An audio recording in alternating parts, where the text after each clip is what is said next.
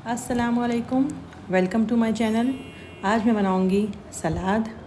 सलाद तो होती ही हेल्दी है। मैं बनाऊंगी चनों की सलाद। चलिए हम अपनी रेसिपी शुरू करते हैं। सबसे पहले मुझे चाहिए बॉइल्ड छोले चने जिनको हम कहते हैं, और साथ में हम लेंगे खीरा, शिमला मिर्च, हरा धनिया, नींबू लेंगे हम। नींबू आप ज़्यादा भी बढ़ा सकते हैं, वैसे तो कोई भी इंग्रेडिएंट्स इसका आप बढ़ा सकते हैं अपने टेस्ट के हिसाब से। हम लेंगे काली मिर्च और नमक। हमें चाहिए जैतून, जो इस सलाद के सबसे मेन इंग्रेडिएंट्स हैं। इसके अलावा हम लेंगे टमाटर। अच्छी तरह से मिक्स करेंगे।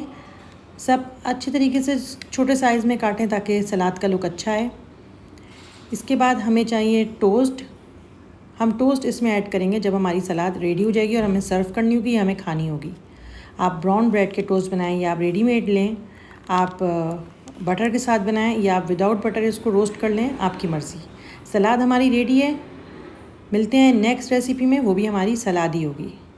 जब तक के लिए अल्लाह हाफ़िज़।